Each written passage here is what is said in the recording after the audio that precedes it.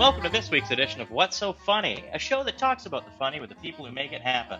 Now, our guest this week is another Canadian done good, making his way in Southern California, where he spends his time surfing and growing his hair, crafting jokes about exercise equipment and making people laugh. He's the real last comic standing in our eyes. It's the dark white himself, Lachlan Patterson. And of course, we have your host, a man who loves social distancing so much because it means he doesn't have to go outside and blow the monthly budget on sunscreen for his bald head. It's Guy McPherson. Ouch! Ouch! Thanks, Sam. Yes. Finally, a bald joke after all these months. Yeah. Lachlan is really our last comic standing. Yes. Thanks, guys. That's really nice of you. That was a few years ago now. Lachlan made it to the top 3, right? That's correct, yes. And I watched the whole season, and I thought you should have won. Thanks, Guy. Can I be honest? I'm kind of glad I didn't win. Why? The winner was announced the week. I mean, this is maybe it's ridiculous, but the week of the Ferguson shootings, I believe it was. And so there was a lot of racial tension in America, and here comes some tall white guy standing between 2 African American comedians, and I just didn't want to be that. I just didn't want to be in the spotlight of that. That's all. Good point. But also, the crown. Heavy lies the crown. Isn't that what they say? Something like that. Who said that? Heavy is the head that wears the crown. Well, that makes total sense, but I've never heard that. I believe that the title of Last Comic Standing is a title that comes with it comes with more responsibility. And for example, we went on a tour. I remember a Last Comic Standing tour right after the show aired, and I think we did 63 cities in 60 days. It was it was intense, and we were on a bus together. And we all had to do 20 minutes, and the winner had to close every show. And I mean, we were trying to bury him. Was it? He did the same amount of time, and the winner, of course, was Rod Mann. Yeah, he did. He did do the same time. Yes, we all did 20, but he had to go last every night. Right. And it was just, it was. I'm watching the Jordan docuseries right now on ESPN, and it's that same Jordan just wanted to bury anyone who he was compared to. Right. The difference is, of course, that Jordan won and you lost. He lost in the beginning. Eventually, he won. That is true. That is true. This is just the beginning, Guy. Did you guys get along while you were trying to bury each other?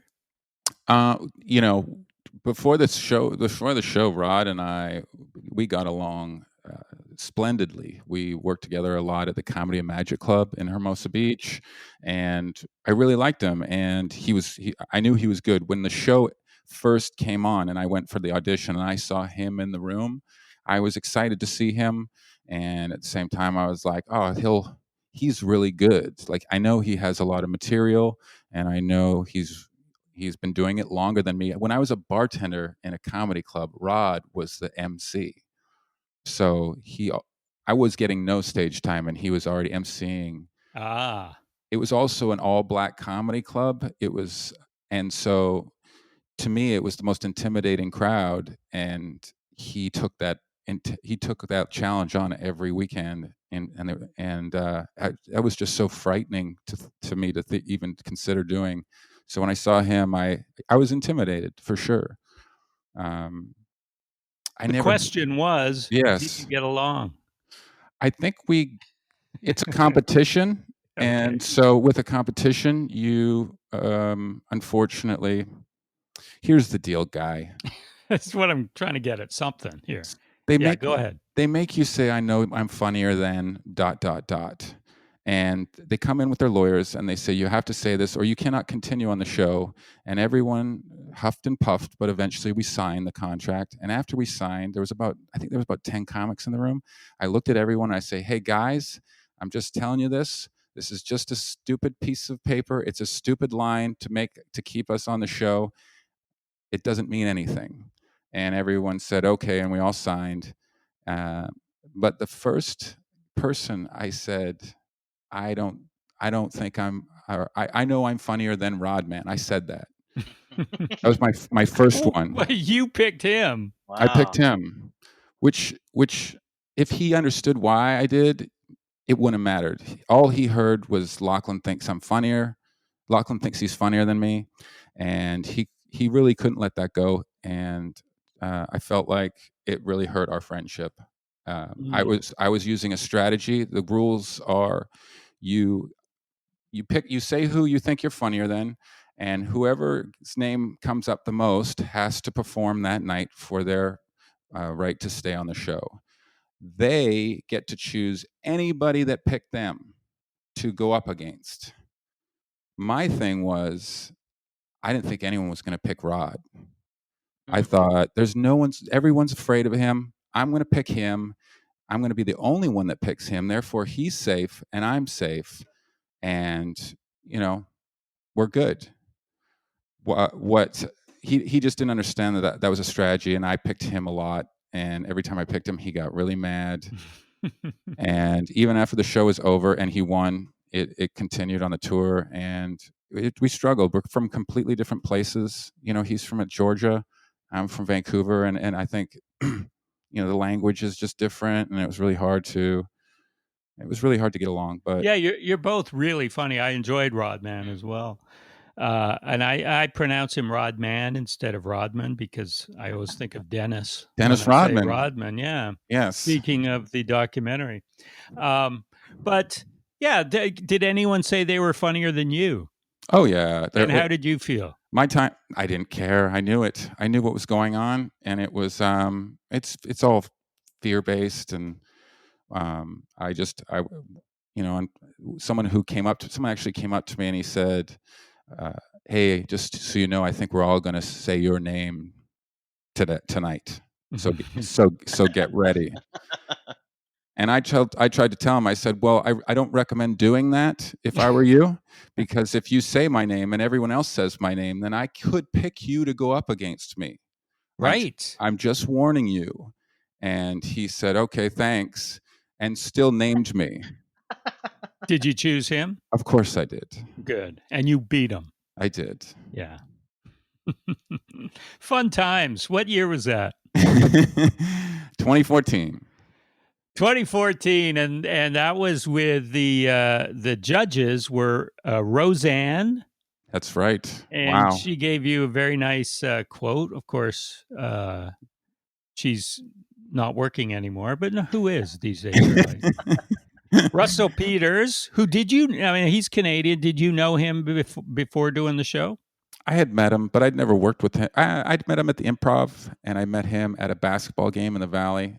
He was friends with Chris Spencer, a guy I played basketball with. And so I remember he approached me, and Chris introduced me and said, hey, this is Russell. He's he's trying to get a visa to come down here. And maybe I don't know if you guys maybe could share information and come. I mean, look at Russell. Can you believe? I can't even believe that was a problem he was going through. He's a massive star now. Yeah, yeah, yeah. And one of the Wayans brothers was the other one. I forget which one. Come on, Keenan Which Ivory one? Wayans? It was Keenan. Yeah, Keenan, the best one. the best one. I know, but there's so many of them. I can't keep their names straight.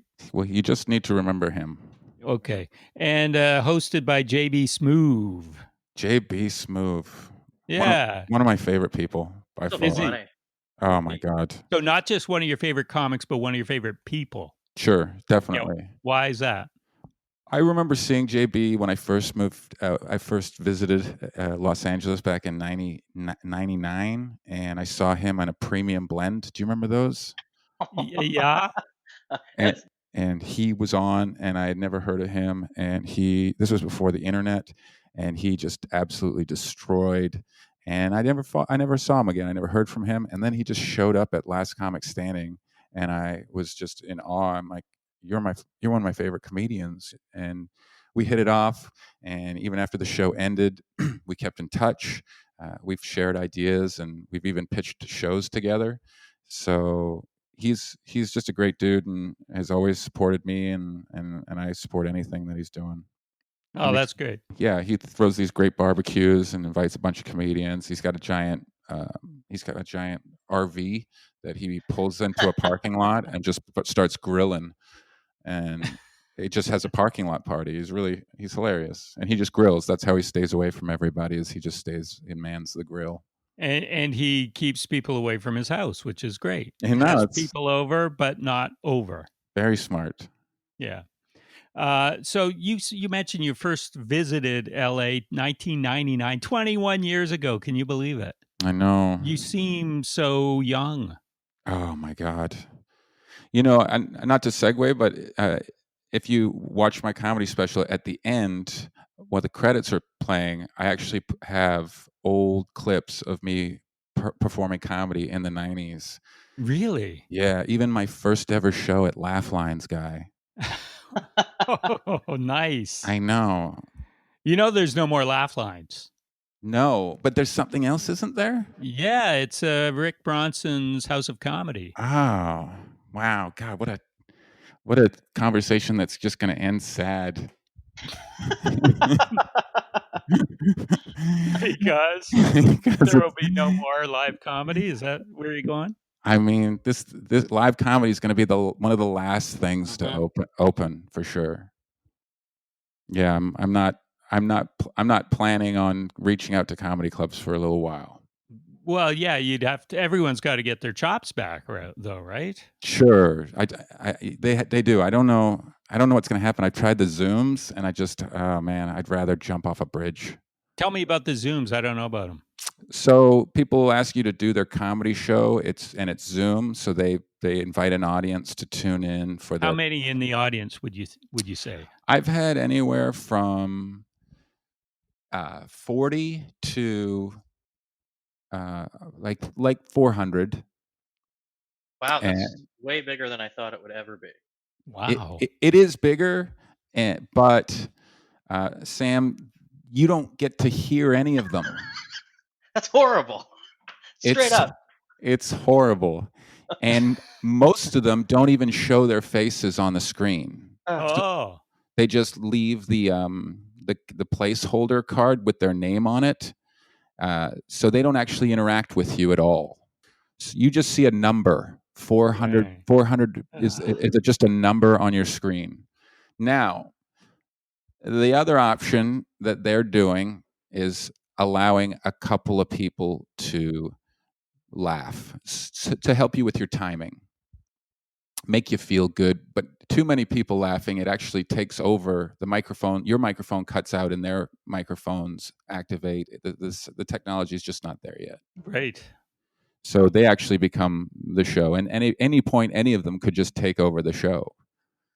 And in fact, I had one on Sunday, and I had to wait through the host and 5 other comedians, each running the light by a ridiculous amount. And most of the comedy is just talking about their day. And I got a guy, I tell a joke, and a guy, all I hear, and all anyone hears is, and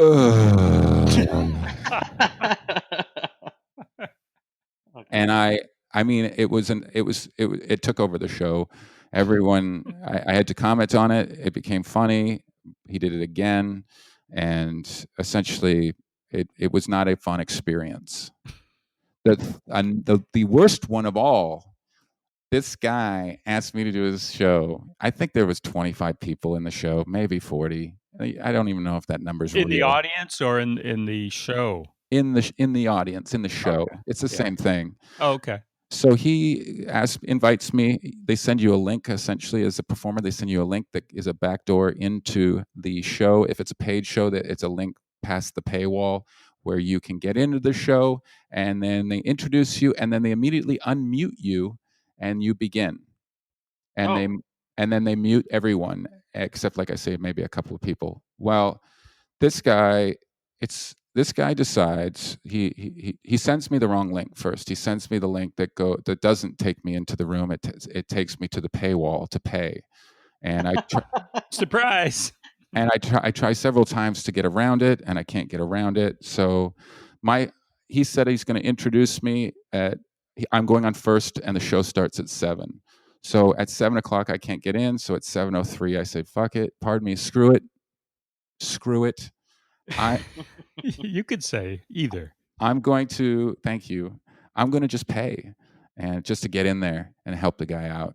So I paid, and I got in there, and he's performing, he's hosting, and he's doing 15 minutes or something. So I can't get a hold of him. So, but he knows I'm there. I'm in the room. There's my name, Lachlan Patterson. I've asked him to promote my show and put up a little poster over my place card of my comedy special. It's not there. And he's doing 15 up front. Eventually, he gets through his 15, and then he goes, "Okay, this next comedian is great guy. He's so funny, and I've booked him before, and he's always laugh. You're gonna love him, Lachlan Patterson." And let me just figure out how to get him in here. Ugh. And he tries to he can't get me in. He can't get me in. I press start on my timer, so because I'm doing 15 and they don't have a light, so I press my own timer.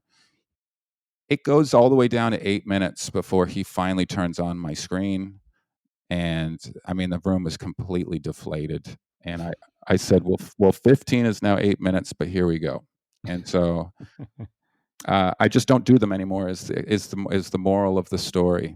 Good for you. Don't. But it seems like it would be worse for the performer rather than the audience. It could be a decent experience for the audience, would you say?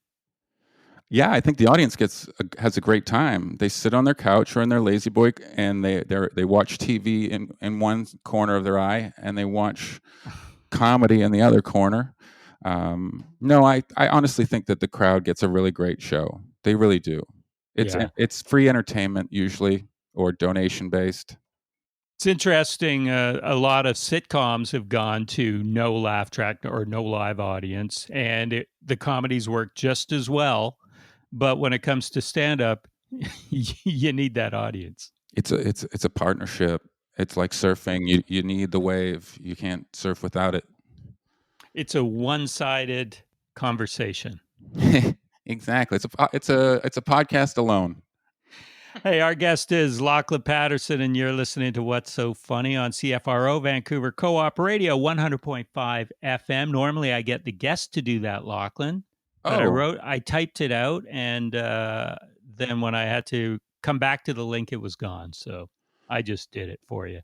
Hey, the only time you've been on this show, it's surprising you've only been on once. I have? I thought I've been okay. I know. Maybe the other one's missing. I thought you were on twice, but according to the records, you were on once. 2005. Wow. Why haven't you had me back on, guy? You've always had one foot in the door and one foot out of the door with me, haven't you? Ever since, you just kept blocking my shot when we used to play basketball. That's what it is. Mm-hmm. I hold a grudge, but after 15 years, it opens up again. So you're back with us, 2005, but you left Vancouver in 2007, and every time you've been back, you used to headline the Comedy Mix. That's right. And you did another show at a theater here. Right. Yeah. But you're too busy. You got friends and family here because you've been gone so long, and they want to see you. You don't want to come down to the Vancouver's East Side on a Sunday night, right? I miss the living in Vancouver and doing comedy because I could just do it, and I didn't have to invite anybody, and I didn't have to field a bunch of text messages saying, "What time are you on? When's your show?" Like every time I come to town, it's I put a lot into it. I invest a lot in it. The last time I went, I actually was hoping to record, but every night I recorded. There was always an issue. A technical issue? A technical issue or a issue with audience. I had some hecklers, but they're just like that positive heckle, which they think is great. Yeah. And it just, even when someone yells out, "We love you, Lachlan," you ruin the show. Mm-hmm. Let that be a lesson. Yes. So tell me afterwards, or in a Facebook message. Would you rather hear someone yell out, "We love you, Lachlan," or "We hate you, Lachlan"? Because I think it would be hate all day long. If I get heckled, I want it to be a real heckle. Then you Yeah, can have some fun with that, right? You can have fun totally. with the person, but you can't if they're like, "Oh, wow, they like me." I can't be a complete asshole. You're frozen. That's a Yeah, very good. That's a it's very good true. point. That's a good point. But yeah, I came back. I come back. Next time I come back, Guy, I'm just gonna do like one night, uh, 5 days, each day in a different room. That's what I loved about. I'm gonna do Graham Clark's room, and I'll do what's the one up there, Steve Allen's room, Mm-hmm. and Keno. the Keno. Yeah, I used to live on Laurel right there, and I would go over and do his room. So I'll get on the old Vancouver blog, comedy blog, and just search through and pick 5 shows and do it that way. Because the other way is I've just done it every time, and I seem to get stressed out. The club's gone anyway. Is that what we want to say that, right? Yeah, the club's gone. Yeah, it's now just the Yuck Yucks downtown.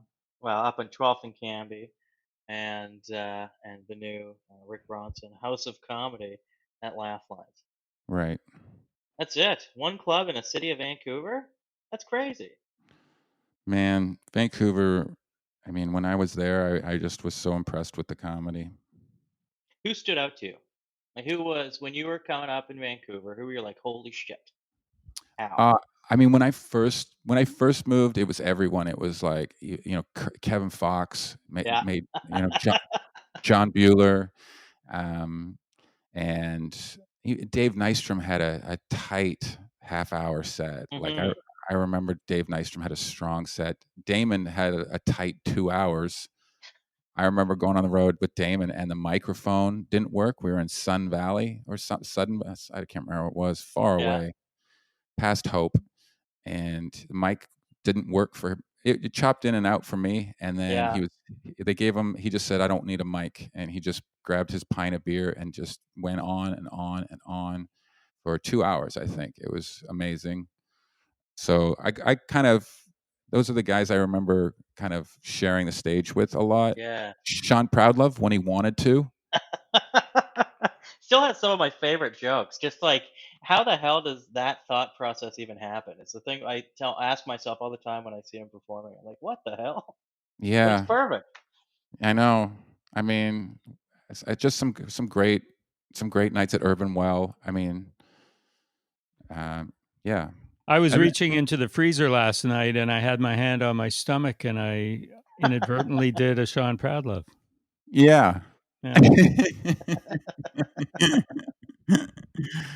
Classic bit. I remember here's a great story. I remember the day I moved back to Vancouver in 2003, I Yeah. believe, and I really wanted to start doing stand-up comedy, and the club wouldn't listen to me or return any of my calls or emails. So I went down to Balthazar. Was that the one? Yeah. Hmm. That was the Off of first. Davy. Yeah, it was, I guess, Sunday or Monday night. It was the first cl comedy experience I had in Vancouver after having a few years under my belt, and I walked in, and before I even knew them, they were about to start the show, and it was Dave Nystrom and, Patrick Maliha. Yeah, they ran the place. Right, and they were both talking, uh, about the show, and I introduced myself. They're both very friendly, and then, uh Patrick Maliha went up to host, and I said, "Okay, cool. I'm new in Vancouver. Here's a host. Let's see how long a host does." Tight 2 hours.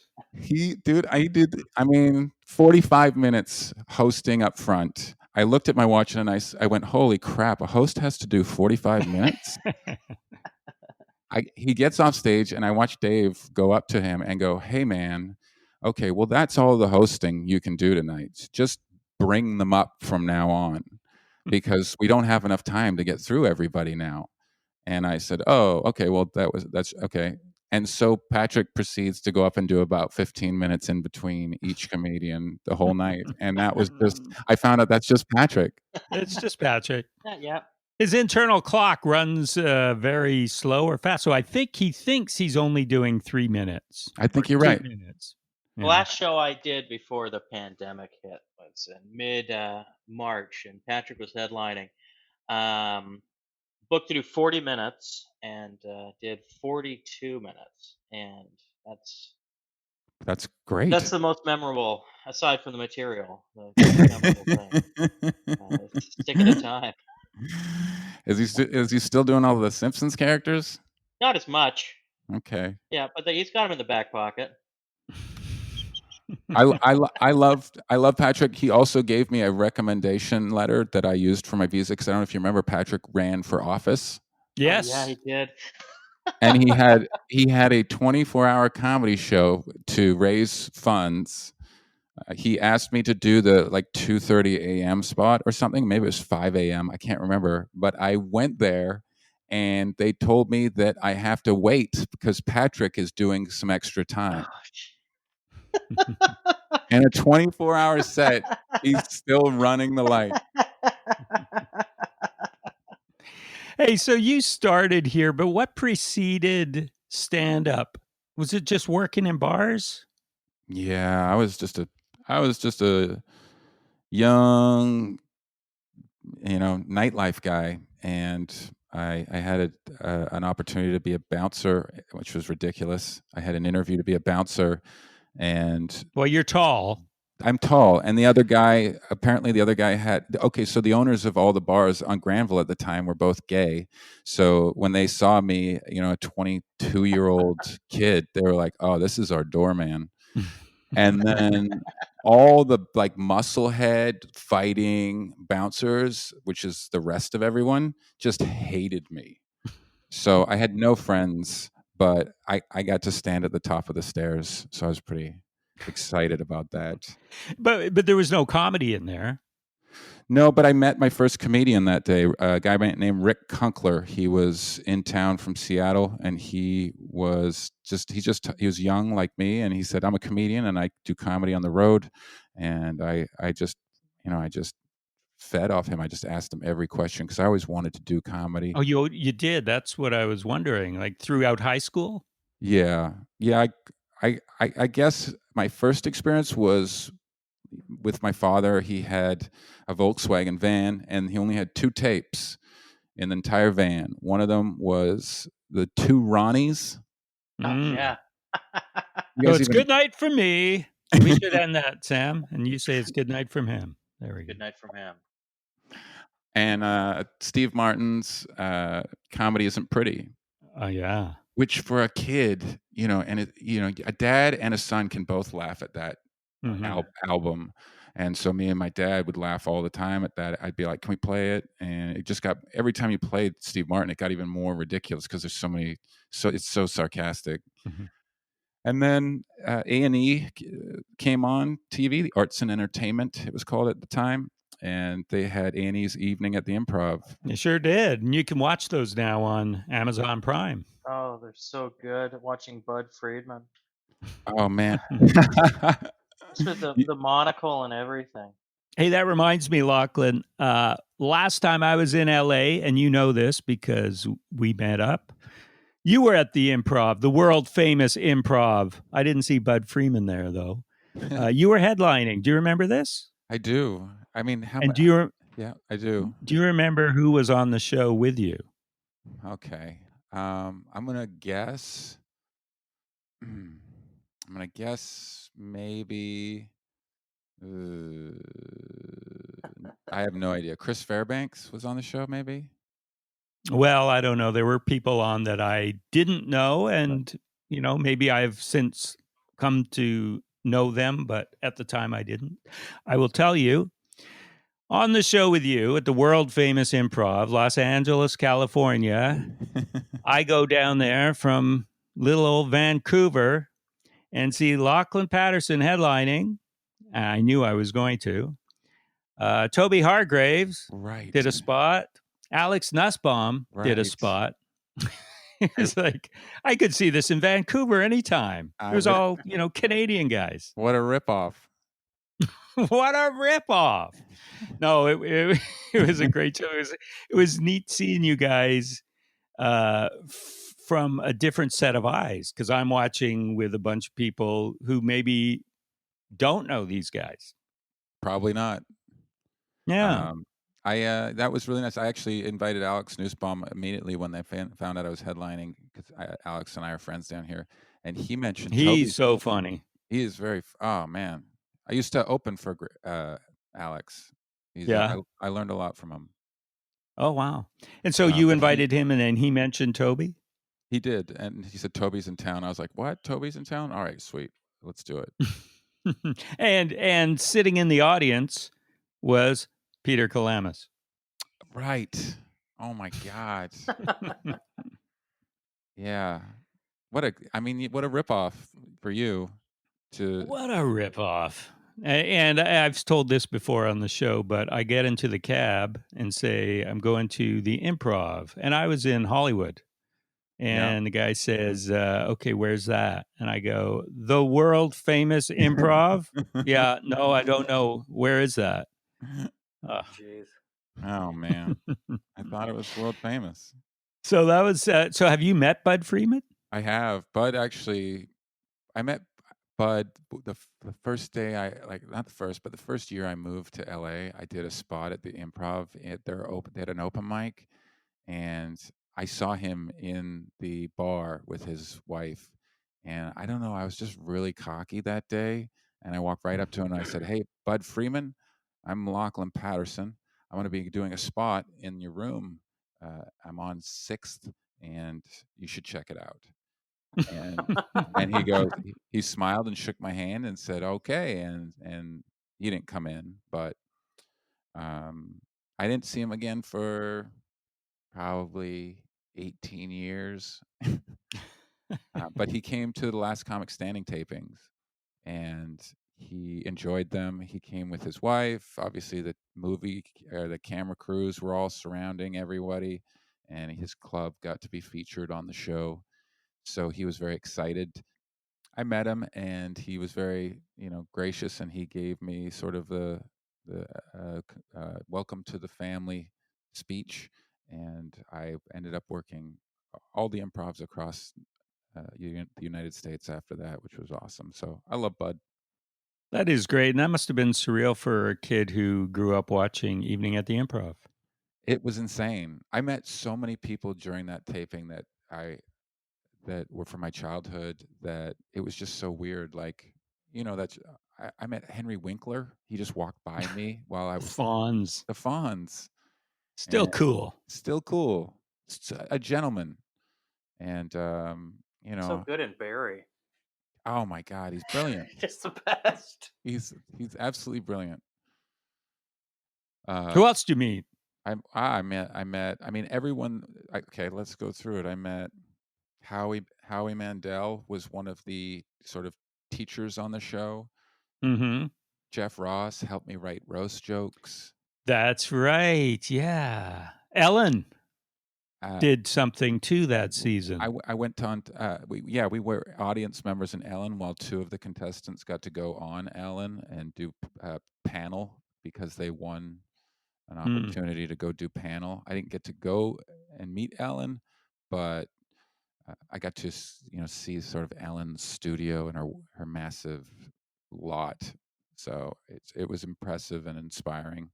I got to meet, God, what's her name? Who plays Larry David's wife? And Cheryl Hines. Cheryl Hines. I'm terrible with names. Cheryl Hines was awesome. She taught me sketch comedy. She helped me assemble and a group of comedians into a group comedy sketch, and that was really cool. And she watched it and gave us notes. Mario Lopez. I think I was standing next to Mario Lopez at one point. How did you know? He was recording that show, Extra Edge. No, I wouldn't How do you know not him. know? If I was standing next to him, I wouldn't know him. It was very hard for me not to call him AC Slater. Okay. And then there was just people dropping by, like Jay Moore and Barry Katz came by, I remember, and it was just the woman who plays the secretary in Ferris Bueller's Day Off. Okay. Just the level of fame here seems to be sliding somewhat. We're going down here. Yeah, the And second then it's just AD on the X Factor. she was also the rental agency lady in Planes, Trains, and Automobiles. Mm. Oh man. There was that extra in the movie. Sharknado. Yeah, why not? Big time. Oh, and then this is a good one. So I get invited to an NBC party after the taping, and I go, and this woman comes up to me and says, "I watched you on that show. I can't remember the show, but you were so funny. I think you're so talented." And I said, "Well, thank you very much. What's your name?" And she goes, "Minnie." And I go, "Are you Minnie Driver?" And she says, "Yes. Can I get a picture with you?" And I said, "Sure." And she goes, "I don't have a phone." So I said, "Well, I can take a picture of us and I can text it to you." And she said, "Sure." And so I took a picture of us and I texted it to her. So I got a number. Ooh, have you used it since? I mean, I have a lady. I can't, but I still got a number. How you like them Wow. apples? She wanted a picture with you, not the other way around. Insane. It was Yeah. insane. I had goosebumps. I was like, Minnie Driver is asking for a photo with me. Wow. And now I'm doing your Minnie. podcast. So You are? now I'm on your podcast. Yeah. Oh, and now I thought you said you're doing her Yeah. podcast. Yes, you're doing my podcast. Damn right you are. And by the way, little peel back the curtains here for the listener. This is day 2 of this episode. I'm not going to say when the big change was. Maybe it'll be obvious in editing. I don't know. But yeah, this is day 2, right? When did we cut it? That is the question. That is. Take a guess and post it somewhere. I bet Maybe I'll see it. I bet you're wrong. I bet they're wrong. I bet they'll never figure it out. They'll never figure it out. So yeah, last night or this morning, I actually saw our own Sam Tonning No, on no, yeah. YouTube. Oh goodness. Yeah, for the first time ever, isn't it? Well, on YouTube, I don't know, on something that I didn't put up myself. Yes. Yeah, you don't tend to put up your own stand up. No, I the only stuff I had up was has been replaced by a compilation release with Yuck Yucks. So, like, I don't want to duplicate it here. Also, in my contract, I'm not allowed to. So, yeah, it's the So- first thing to appear. I loved it. I watched it as well. What? Are you serious? Oh no. What'd you think, Guy? I thought it was great, and Lachlan, you were talking about these horrific shows that you do with no audience, and here Sam was standing out it looked like Stanley Park. It was That beautiful. It was a It's in Trout Lake. That's Trout Lake? okay, Yeah. Awesome. gorgeous setting, and you were doing stand up to passing dog and birds, yeah. and it was great, but it there was no audience there to laugh, which is kind of like any show that you do. Thanks. Guy, did you notice too that he did this thing where he told a joke and then he looked behind him Yeah. it reminded me Like of someone's coming up behind him. like an audience behind him was clapping. Yeah, I'm that desperate. I look behind me. Yeah, hey, even on the brick wall. It reminded me of Jay Leno a bit. I'm a huge Leno fan. I can tell. It was like you were looking at the band. Yeah, it's that awkward. I remember Lachlan, when you came through Victoria at Heckler's many years ago. I think this was not that long ago, actually, maybe 2015. After the show, we just talked about, I don't know, mostly the Comedy and Magic Club, and Great you'd club. worked with Leno down there, right? I've done his Tonight Show. Yeah. Yes. I've hung out with him, but I've never actually done a show with him. Aside from his show. Right. Yeah. When you say you've hung out with him, does that mean you call him up? Hey, what are you doing today? Let's go hang out. Or you just been in the same It place? sounded pretty cocky. I know. No, I was. He also was one of the celebrity mentors on Last Comic Standing. Ah. Mhm. And so, but he didn't even know that I was on the Tonight Show when we were hanging out. I was like, so Oh like no. he totally forgot. But Sam definitely reminded me of him. Oh, I felt a little Leno-esque but in a beautiful setting. And then a dog comes and takes a piss, it was guy. the perfect time. How great was that? We should say that is on YouTube, and it's Ross Doakes Jokes Please episode 8 if you're hunting for it on YouTube. Yeah, I think that's a fun way to put a show like that out because it's so self-aware, right? The no audience. I mean, it's obviously the way it is, as opposed to like a Zoom show where it's trying to recreate that audience participation, which Lachlan, you raised, it just doesn't really work that well. Yes, it's true. But what you did wasn't stand-up comedy. What you No, did is much harder. You did a sketch, pretty much with jokes, yeah. which But is what do you great. mean he did a sketch? That's his stand-up. I'm not insulting him. I've done tried a similar thing to him, and stand-up is easier than what he did. Oh, I there's Oh, no comparison.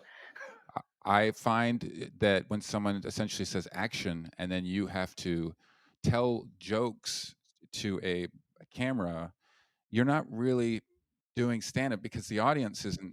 You can't connect with the audience. You can't feel what the audience is doing. So essentially, you're just doing a sort of a sketch. You're doing an impersonation of stand-up comedy.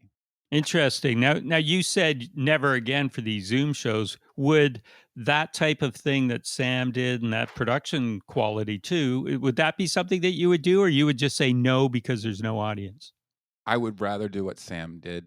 I've done it twice. It was really Yeah. hard to do, but I think at least you have control. These Zoom Yeah. shows are out of control. Yeah, and at least Ross was there on the camera and giving a laugh. That Oh, was Ross is great. great for that. Yeah. That I didn't have.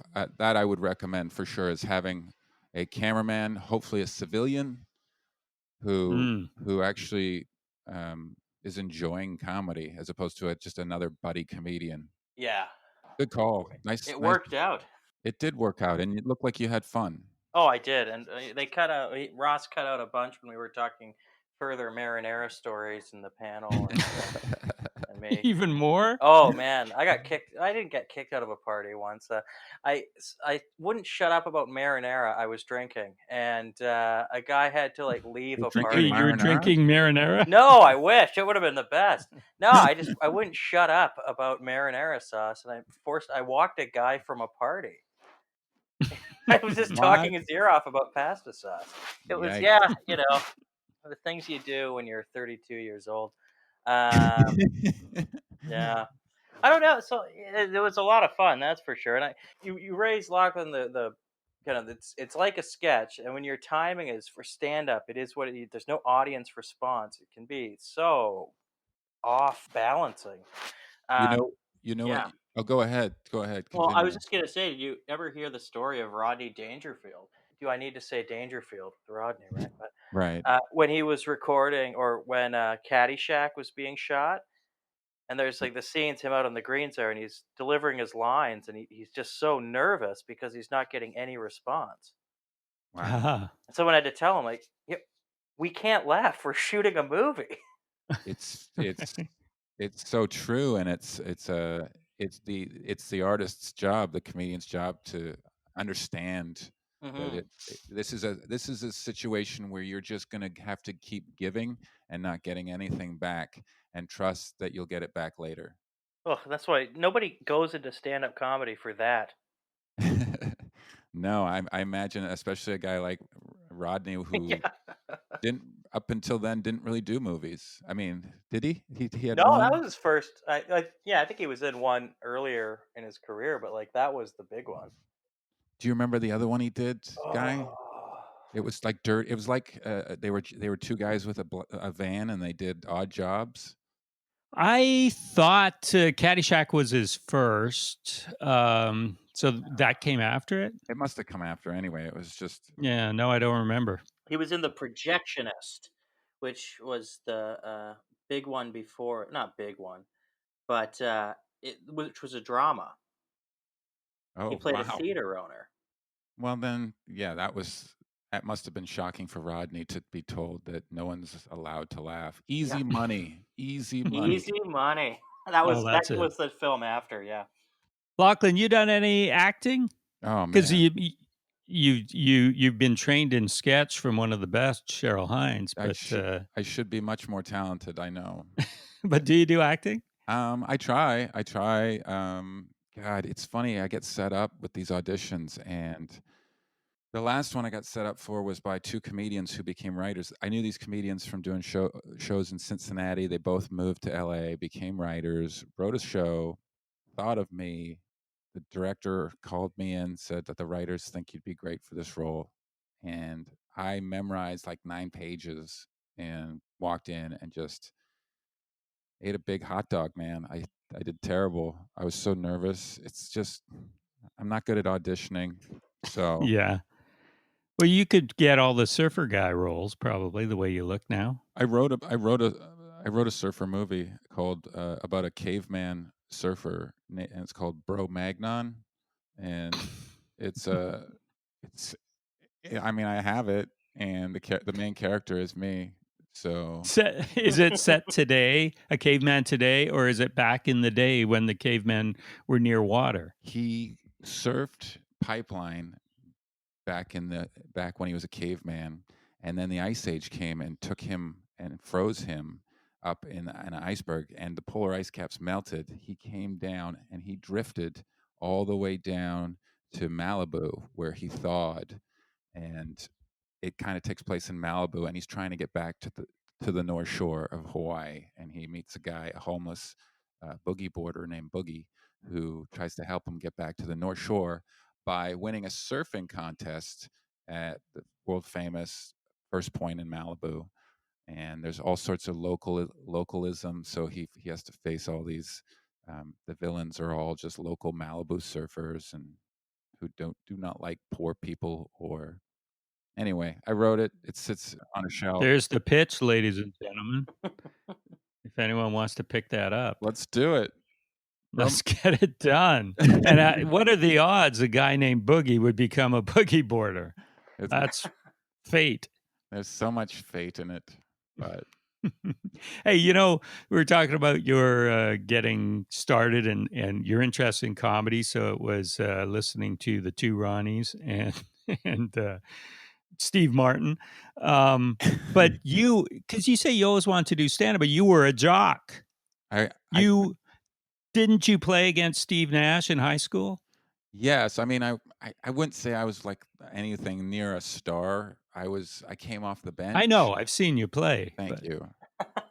But there was a point when Steve Nash was dismantling our team, and I was calling out picks, and eventually I stopped calling the picks and just switching off and guarding Steve Nash because I just wanted to try to guard him.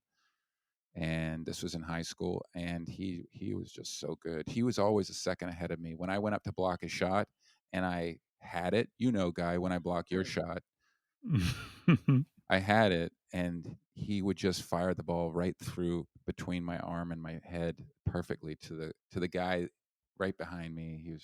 He was way ahead of us. He was way ahead of me.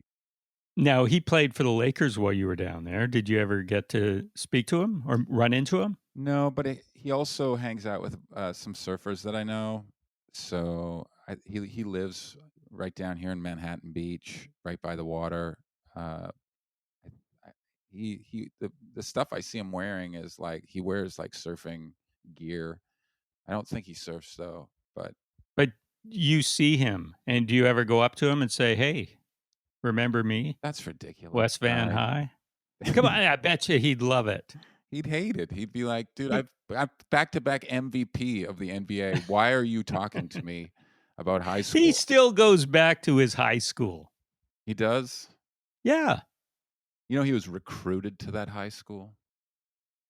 Yeah, I know. He went to Mount Doug, and then it's a private school. They get who they want. Wow. I just can't imagine recruiting an elementary school student. No, he wasn't recruited He from was. elementary He school. was. He was recruited from another high school. He had to sit out grade 11. I think St. Michael's recruited him and his brother. Yeah. That's what I think. I'm sticking Ah. with it. Yeah, but next time you see him, go up and talk to him. I will. I'll find out more information to share with you. Tell him I sent you. So, oh yeah, so you live in Venice, or did you say another place? I live in Venice, California. Absolutely. Yeah, It's beautiful. right on the beach, and you are surfing in these times, I hear. Yeah, I am. That's illegal, but Why is that illegal? it's ridiculous. They're saying it's not an essential activity, but that's coming from a guy who lives in Sacramento. So I can't. I'm just not going to listen to him. And so uh, they've explained to me what their side of it is, and I've measured that. They say it. I might get hurt, and I might need a lifeguard, and if a lifeguard has to Ah, save me, could infect that lifeguard. But in the last month, I've seen massive car accidents, and we're not stopping cars. I've seen a lady drunk roller skating down the road, and we're not stopping that. I've seen 2 of those bird scooter collisions, and we're allowing electric vehicles to ride on the bike path still. Countless other ways to get hurt. There's guys doing home improvements on their roof for the first time. But you tell me I can't go paddle out and get a little exercise and get a meditation in before I start my day. I'm not going to agree to that. well, apparently you do anyway, Yeah. because you're out in the water. But are lifeguards working? All they do is they come by every 15 minutes or so, point their lifeguard pickup truck at me, and turn on the sirens for about 5 minutes. And I give them the thumbs up and I wave at them, and then they drive away.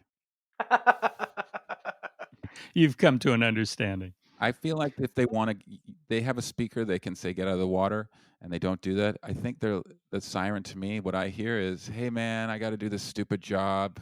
I'm sorry, but I have to do this. And so I wave and give them a thumbs up, and I go, I know it sucks that you have to do that.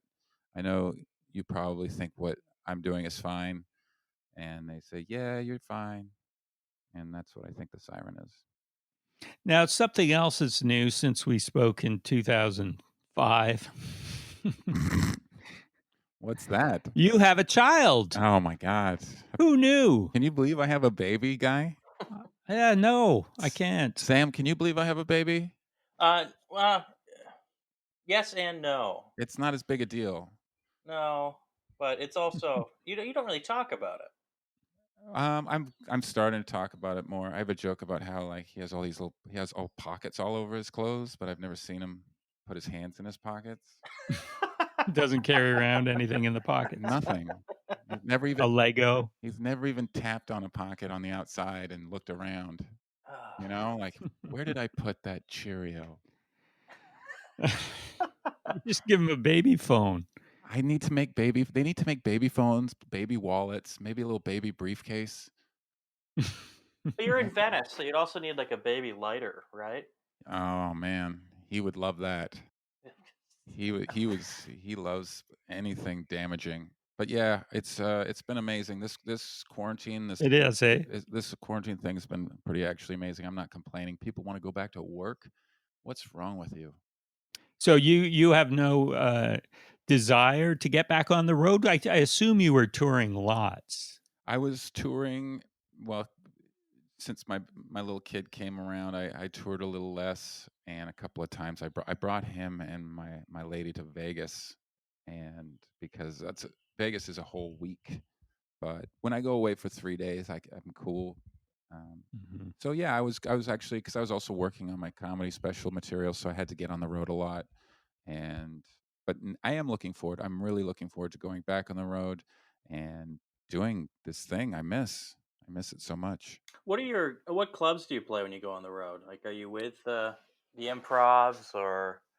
Not as much anymore. I don't get to be honest, I don't fill the larger rooms like I used to, and so I do smaller rooms or rooms that I just know do the work to get an audience for me. It's nothing worse than getting to a town on the Thursday, and you arrive at like 6 p.m. You've been flying all morning and afternoon. You get there, and you check into the hotel, and then you get in a Uber and you drive yourself all the way to the club. You walk in right at showtime, and the room's half full.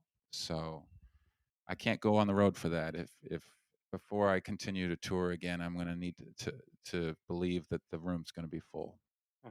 Mm. Well, at least you're not standing in a park.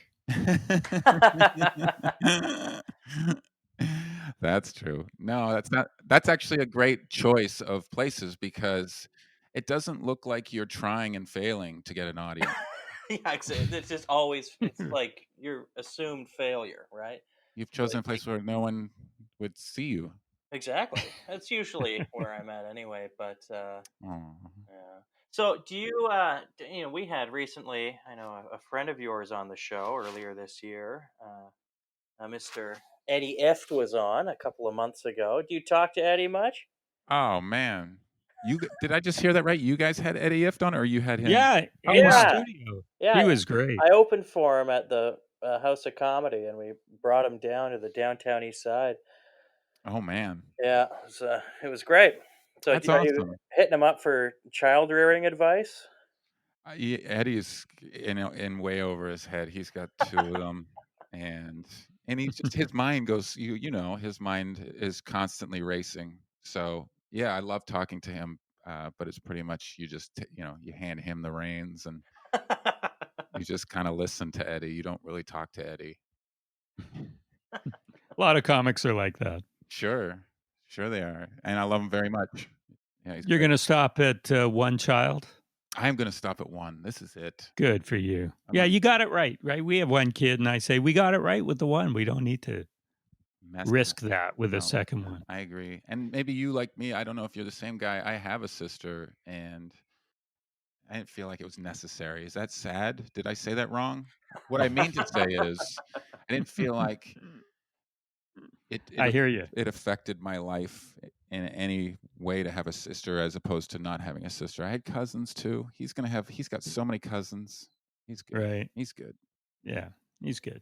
That's great. Hey, and you mentioned your special, and we got to mention it too. Dark White, available on your website. LachlanPatterson.com. They can just type in my website, and instead of going to open an account, you can just go watch it on my website. And they will pay for it? They have the option of paying for it and watching it, or if they can't afford it, it's only $3.99, but I get it. You can share it and watch it for free. Excellent. Pretty good. Yeah. And $3.99. I mean, granted, US, but Right. still, that's like $5, right? That's nothing. Not really that much money, but I'm not gonna. I get it. It's a weird time, and I mean, I canceled my Audible account because I was, nowadays you can read your own books. Okay. Yeah, you're not sitting in an airport killing time. There's time to pick up a book.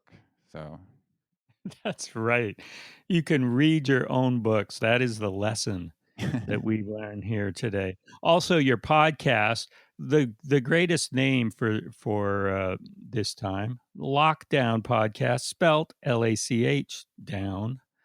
Yes, Love a good pun. Hey, Lachlan. Lockdown. I've my handle on the Instagram and Twitter is Lockjaw because that was a nickname, and I just figured I'd keep going along with it. Lockdown for the podcast. Coincidentally, we're in a lockdown, and so it actually works great for right now. However, I'm sorry. I'm sorry about that. What was the one we thought of earlier? What did you say, Sam, when you started the podcast? I'm sorry. Yeah, yeah. The Canadian podcast. I'm sorry. I'm sorry about this, or I'm whatever. sorry. Yeah, sorry about that. Yeah. Yeah, That'll be your next one. for sure. Hey, I got to ask you, when you say my lady, are Yeah. you using that ironically? No, I love my wife. I just find the wife word to just be so commonplace, and it doesn't really mean anything, because it's a legal term. But my lady is kind of like, in the old English times when they would bow and say "my lady," Mm-hmm. it's kind of a respect. I respect her very much, and so she's not just my woman; she's my lady. She's like lords and ladies. You know, I worship Right. her. I worship everything. I have to. I'm her slave. So when you say you're my lady, you mean my woman. My woman, I get it. yes, my woman. Thanks And for explaining that. you're welcome. I guess I don't make that clear enough, but I mean it in the nicest way. We're just different. We're just different. She's very clean. I thought I was clean as her, and then I came home one day and she goes, "Did you spill something in the garbage?" So I don't even. What? I mean, yes, I spill everything in the garbage. That's where I do all my spilling. Most of my spilling. And why is the sink wet? The sink is soaking wet. What?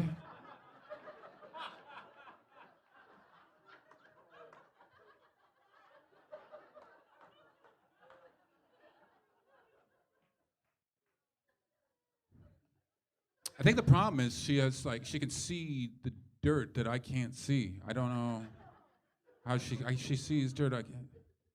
One time she came home and she walked in the living room and she goes, "Why is the floor so dirty?" And I looked down and I said, "What are you talking about? It's spotless." And so she just went and grabbed the broom anyway and just started sweeping in front of me for like 10 minutes. And eventually she pulled a pile of dirt in front of me and just looked at me. And I looked back and said, "Yeah, if you gather it in a group." I mean, obviously. Not if you spread it out. It's spotless. Just push it into the clean areas and slide it under some stuff. You don't need to gather it together. Last thing I got to ask you about. This is a real. Everyone's doing it. It's a trend that I hate. On your little trailer and your clip for your special, there are subtitles. Why are there subtitles on comedy stand-up specials and trailers and memes? Guy, you just don't get it. He doesn't get it. Tell me, explain. Or because you can read your own subtitles now, just like books. Sam, you want to field this one? Because people, when sharing these short trailers and clips, people don't listen. Right. Audio is not automatic. So you see, You should not condone that. You don't when your Instagram starts, when you're watching Instagram videos, when they start, there's no volume. Mm-hmm. I know. And then you click volume and then you go back to the beginning. Well, here's another reason then, Guy. I got a Instagram message from a deaf lady and she said, "Thank you for putting the subtitles in." You did not. I swear to God I did. You did Guy, not. how insensitive are you? Guy is pretty insensitive right now.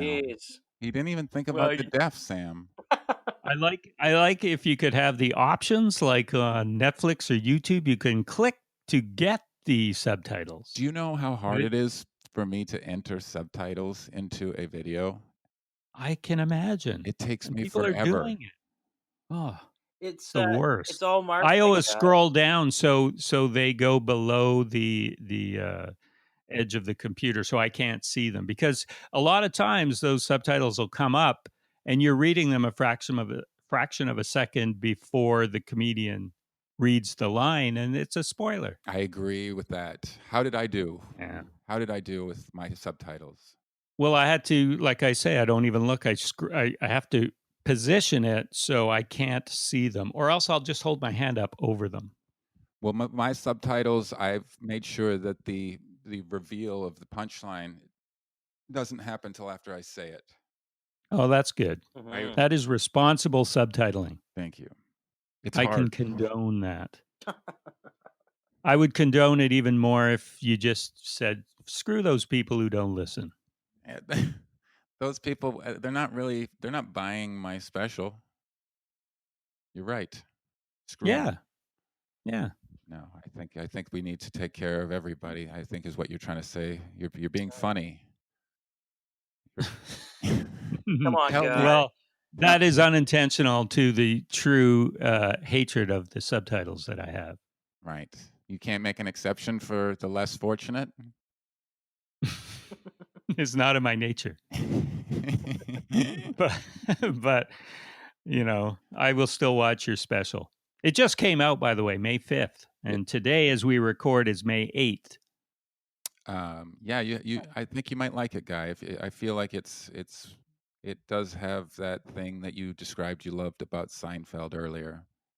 And I love when I used to see you. I don't know how many years ago, but I used to see you all the time, and you were one of the best here in town. Oh, thanks, Guy. It feels so good. He waits till I leave to tell me that. And as we said off the top, you were the true winner of Last Comic Standing in my mind. Thanks, man. Yeah. Do you feel this will be the last one, not so negative, but do you feel you've been in the States for a couple decades? Do you feel more American now? Do you feel like that is your permanent residence forever? Would you ever come back? Do you feel Canadian? There's many questions in there. Take as many as you like. Okay, the one I really liked that I would love to come back. I love Canada, and I miss so many things about it. I mean, just even the leadership obviously is a big, bright one right now for me. I miss that leadership and hearing that we're taking an attempt to remove assault weapons and actually taking a step forward with that in Canada that's the type of country that I want to live in, and I'm still very proud of my country, even though I live here. However, it's still very hard to sustain a living doing stand-up comedy in Vancouver. And I know that because the only person I know who was doing it when I left was Damon Schroeder. Everyone else was, at the time, was kind of supplementing their income with other jobs, including me. Maybe one day I'll be able to afford to live in Vancouver again. Well, Brent Butt, of course, did and does continue. Time out. Brent Butt did a television show in Canada that was very successful. So yes, I agree that if I become a star in Canada, of course. But Damon just did stand-up comedy. Damon's entire career is solely based upon the shows that he does on stage. Well, we don't know what he's all into. He's kind of a sketchy character. It's weird. I don't know. I was always like, how do you do this? I am trying to do this, and I cannot afford to do this. And I was always jealous of Damon and his ability to not get a day job. But here I can do that. Here I can get work that will afford me the ability to not be a waiter or a bartender. Not that there's anything wrong with that. Except that it's a terrible, job. Well, you could go back to being a bouncer. Yeah. Never. Time doesn't move slower than when you are working in the security business. Well, hopefully you will get back to work soon and from Venice and maybe one day back to Vancouver. That would be awesome. It was great talking with you again. Great talking with you too, Guy, and Sam. Keep putting out those videos. The funny stuff is honestly, there's the surroundings too. Don't forget to get your cameraman to film the audience reactions. It's really funny just because they're going to look at you weird. They're going to think you're a weirdo. And people, I've done a couple of them, and people seem to like that more than my set. Yeah.